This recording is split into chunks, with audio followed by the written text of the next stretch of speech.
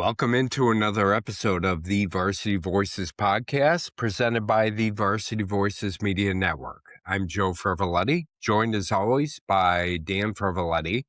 And tonight we are diving into one of the biggest conversations happening right now in Illinois high school sports: competitive balance between public and private schools.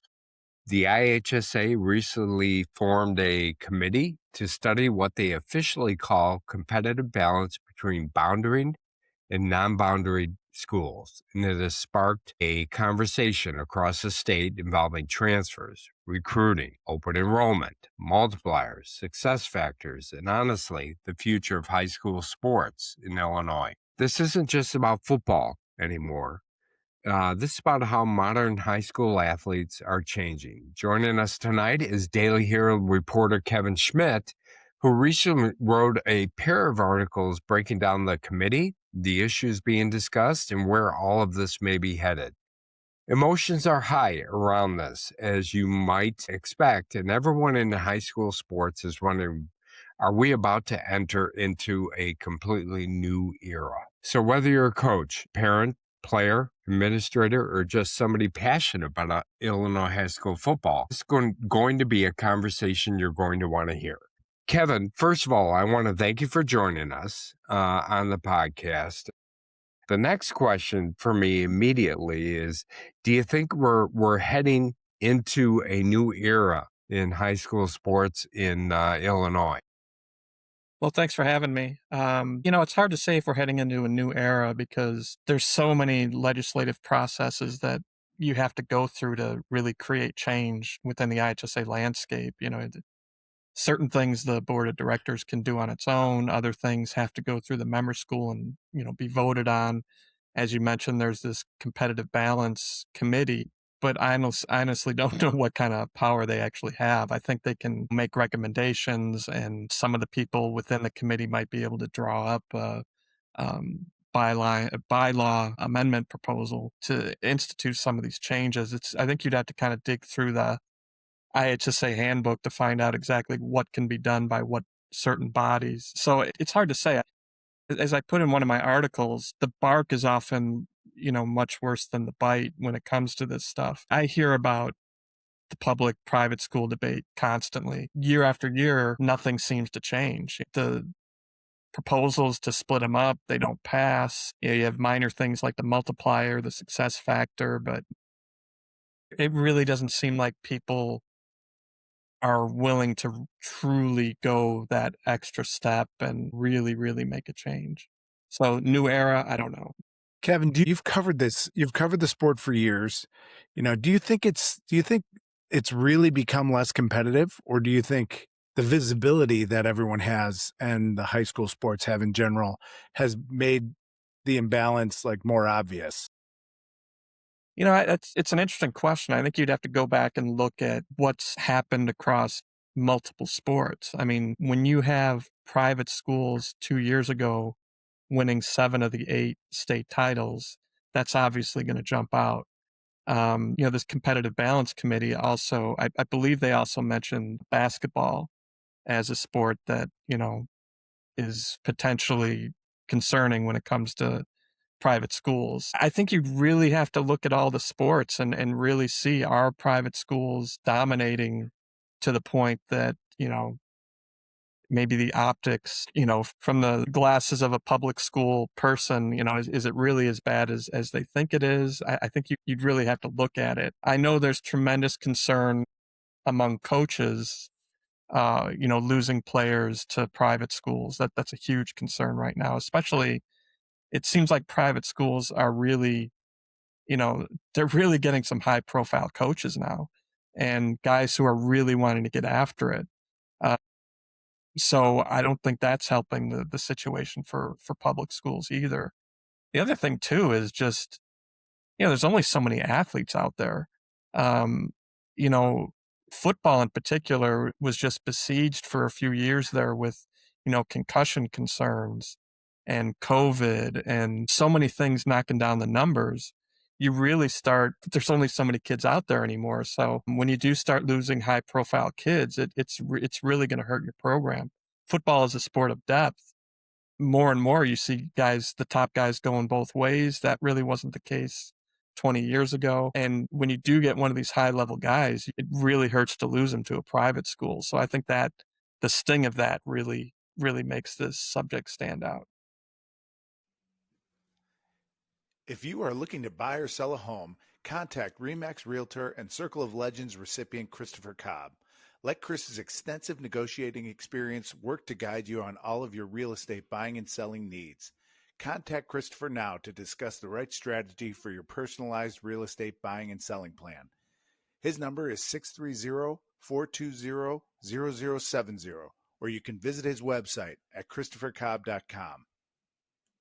Yeah, one of the things, Kevin, that when I was looking at this and reading some of the articles, and as Dan mentioned, we've done some previous episodes regarding the private public debate and what that means, and it always gets a ton of interest, as you would expect, right? But when I looked at it this time, I looked at it a little bit differently, and it's not necessarily the public-private debate. I feel like it's more the debate against maybe 5 or 6 schools that happen to be private schools that are very successful, have a great brand. They're always there for state championships. And so I feel like in some cases that this is 5 or 6 schools who are driving whatever this decision might be for the whole IHSA and other member schools.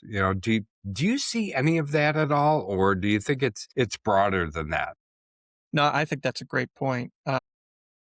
Believe me, I'm not going to mention any private school names in particular, but believe me, there are plenty of public schools out there who would love to see some of these lesser performing private schools in their bracket in football, because they know they're going to kill them.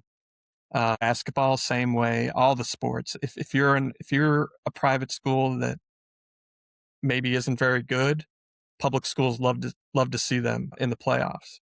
So yeah, I think it is kind of a selective thing in a way. The problem is, you mentioned 5 or 6 schools. Well, you gotta spread that across all these different sports. Certain schools might be strong in certain private schools may be super strong in football. Other private schools may be super strong in girls volleyball or girls and boys basketball or baseball or softball. So if certain private schools have a focused sport that they're really good at, it's suddenly you're talking about more than just a handful of schools that you're concerned about. You're worried about certain private schools that may only be good in 1 or 2 sports. And that's still going to jump out because, again, it comes back to the same thing.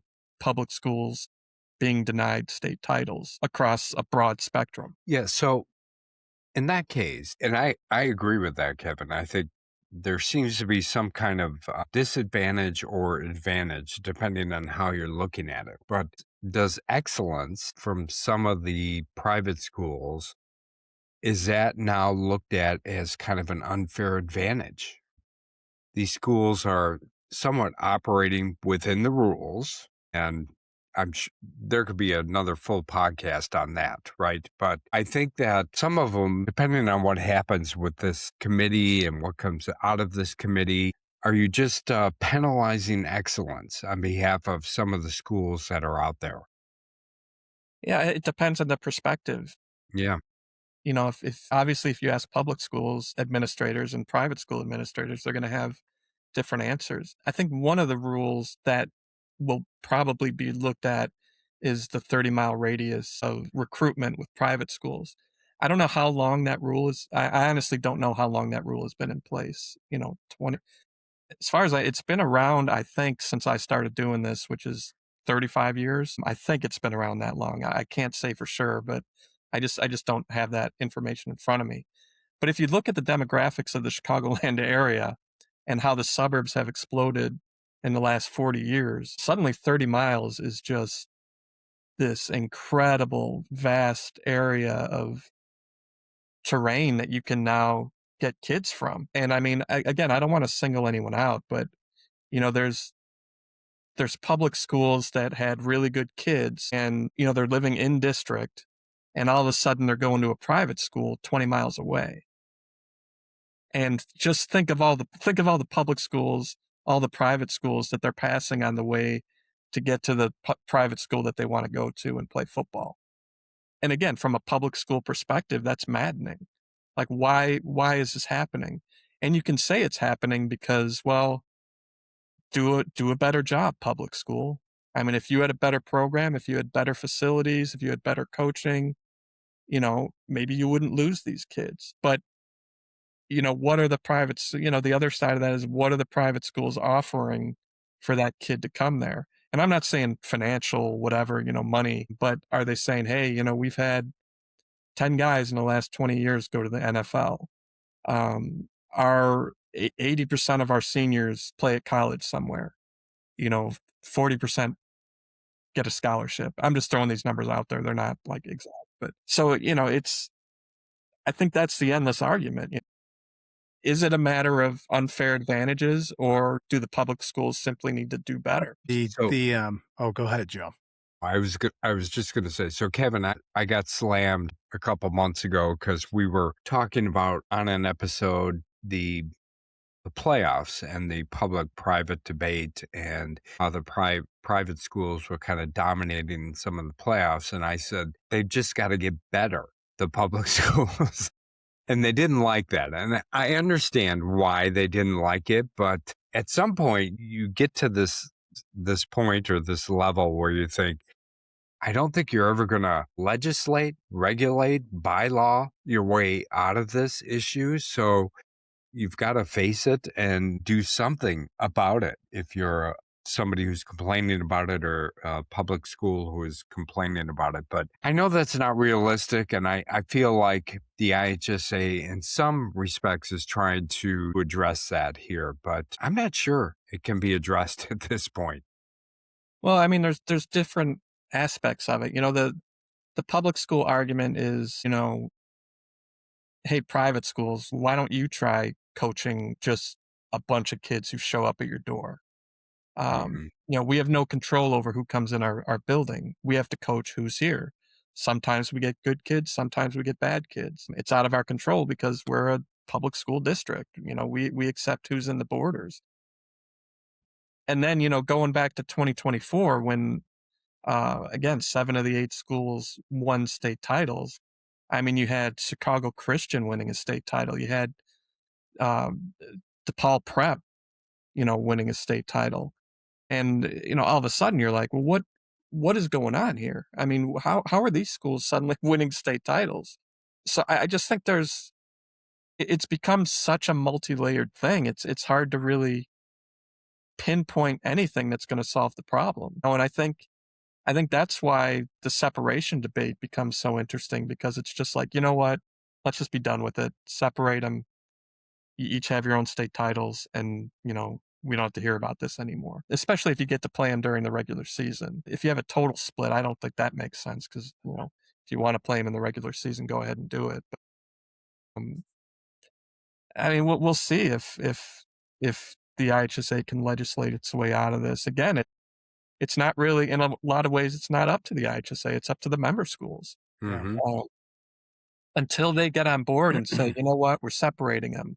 Or, you know what, we're going to separate them for the first 2 rounds of the playoffs, and then they can join the public schools. Any number of things they could try. I'm not saying it's going to work, but I personally don't think the perfect system is out there. I think, yes, at a certain point, you do just have to accept the way it is and just try to be as good as you can with the situation in front of you.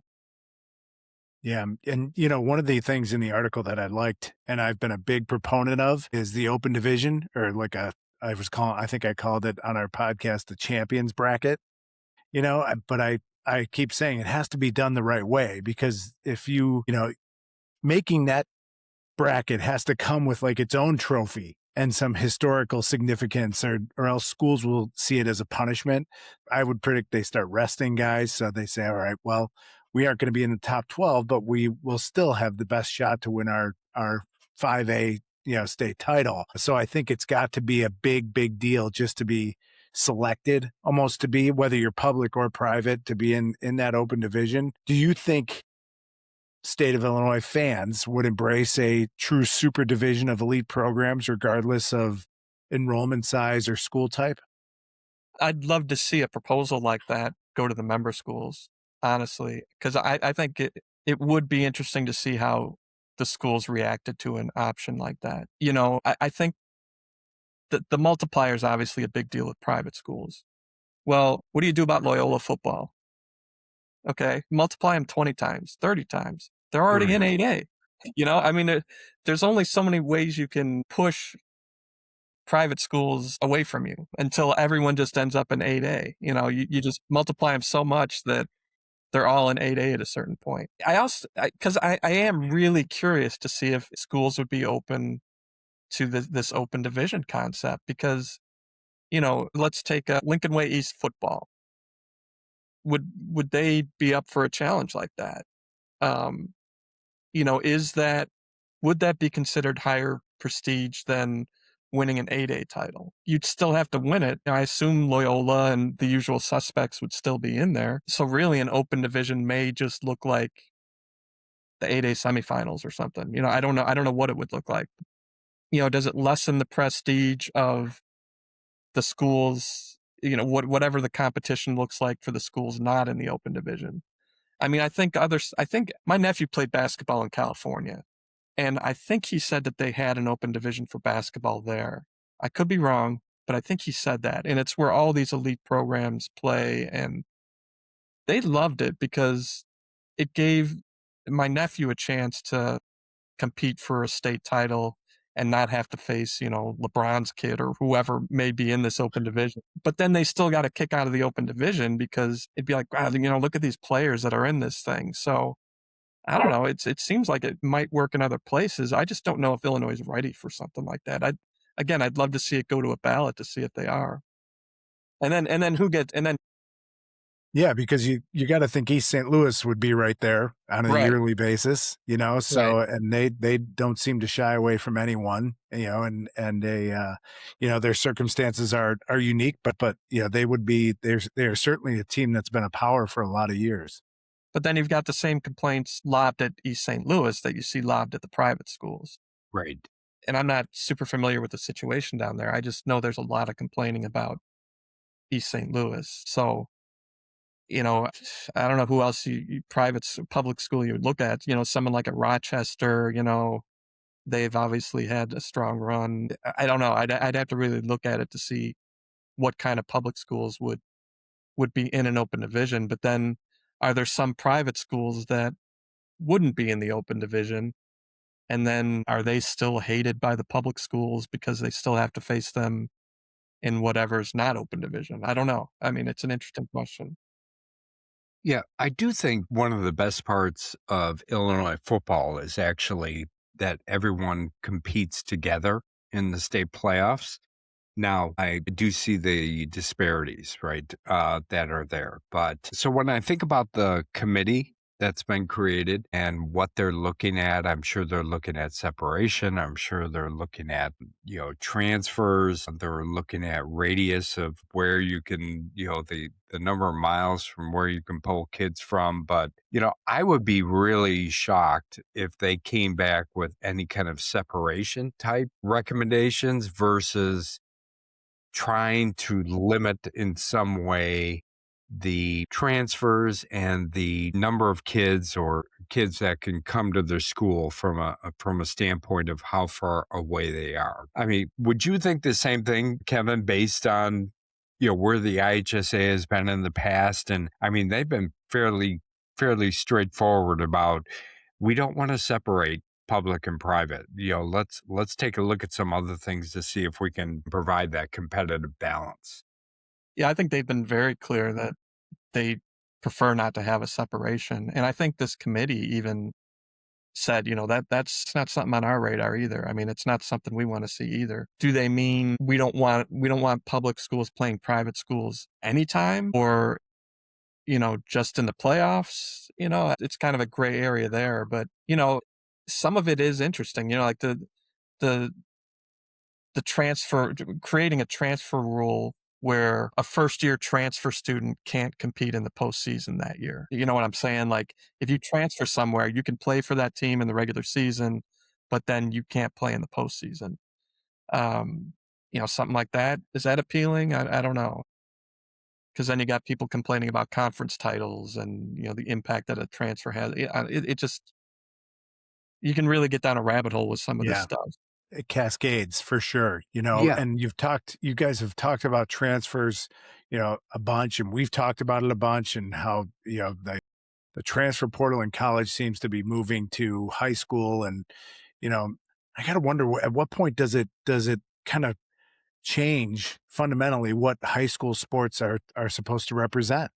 And is that, do you know if that's part of the discussion, or any discussion out there about transfers in general?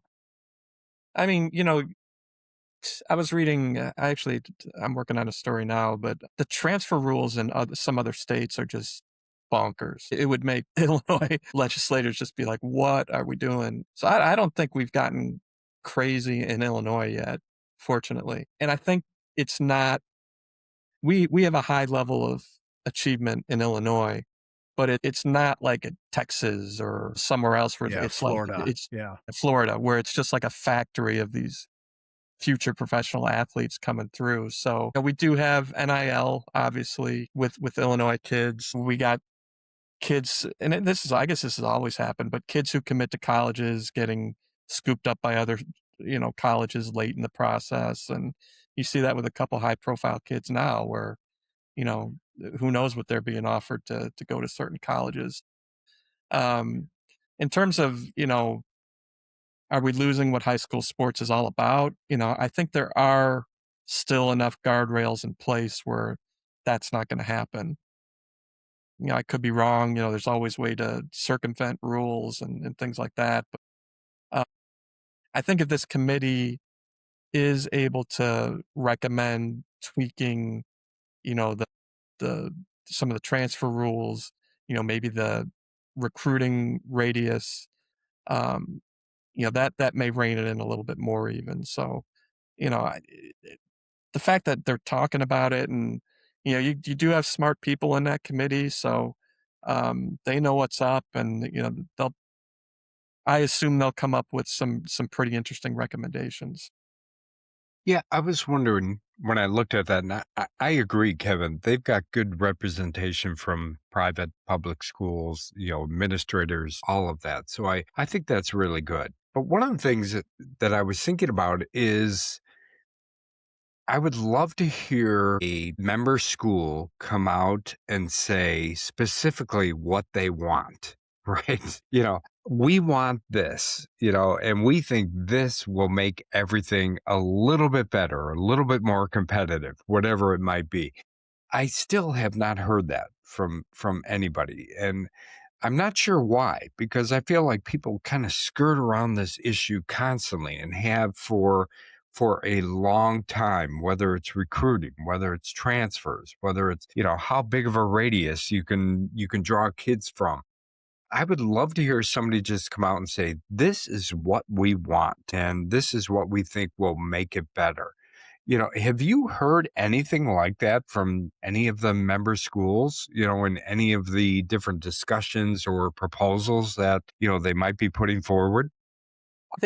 Honestly, I think you see it every year almost. And honestly, I think that's part of the problem, is that you have an individual school, or maybe a couple schools, that get together, draw up a bylaw amendment proposal.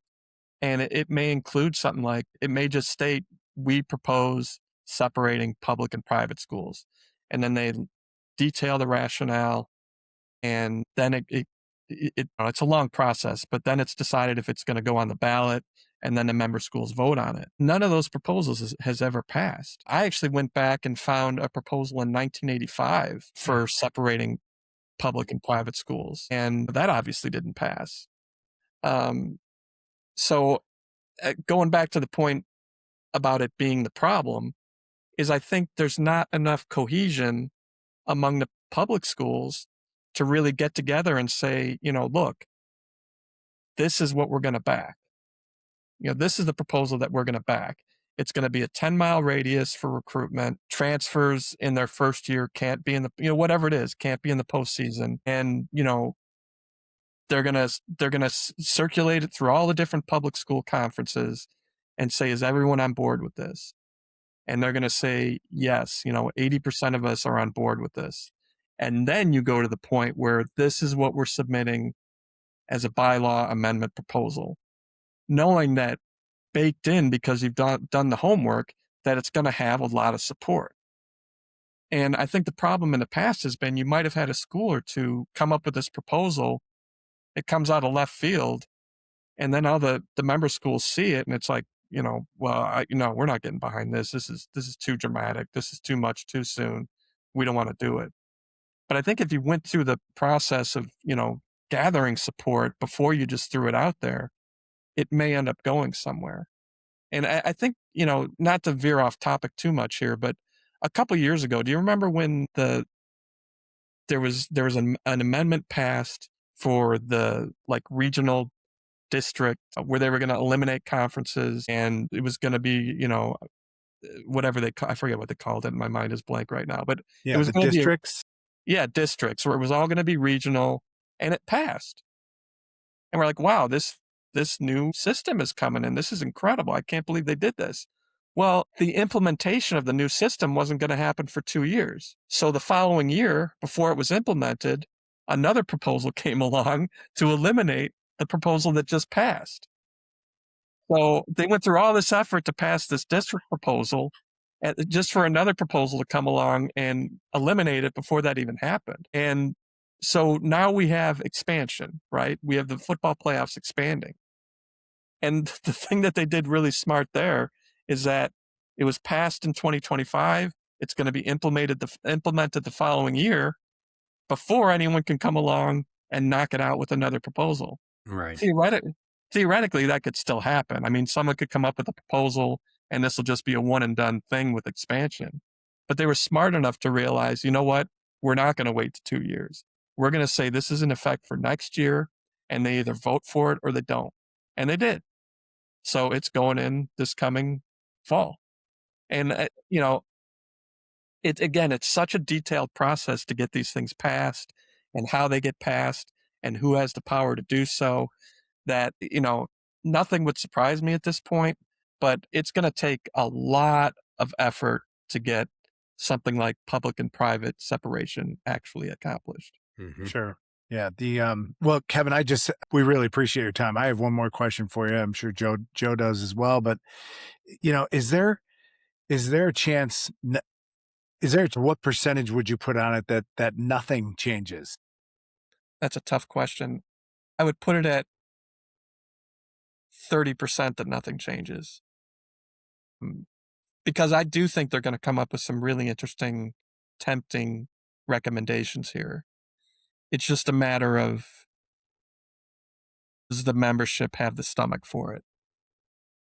And what will actually turn into, a viable proposal. There's some things that will just be put aside. People may say, you know what, let's keep the 30-mile radius. We're not ready for that. But hey, open division, let's see if the membership wants something like that. I guess 30. That's what I'm pushing for. Yeah. 30. I say 30%, nothing happens. Yeah. Okay. Well, Dan and I have always talked about, Kevin, that the approach from the IHSA has, I feel like it's always been, let's tweak something a little bit and let's see how that works out, what the response is to that. If it's good, it's bad, people like it, people don't, whatever it might be. My opinion is that this will be more of a bit of tweaks here and there. And I'm not sure if that's going to be enough, because I feel like we're living under some old rules with the IHSA, which really doesn't match up with where the current current high school sports are at as far as how they've evolved so quickly. And you've got social media. You've got schools actually building brands, that kind of thing. It's more than just going to a school anymore. It's like picking a school that's got a great brand that's going to enhance me or propel me as far as my future goes. So I'm not sure if the IHSA is there yet. And I'll be interested to see if this committee, if they kind of take that into account, what's really happening and the evolution of high school sports right now, and really try and put some things in place that make sense and really relate to the current environment. Yeah, I mean, I think the theory behind tweaks makes sense because you don't want to just, boom, here's this huge change we're making.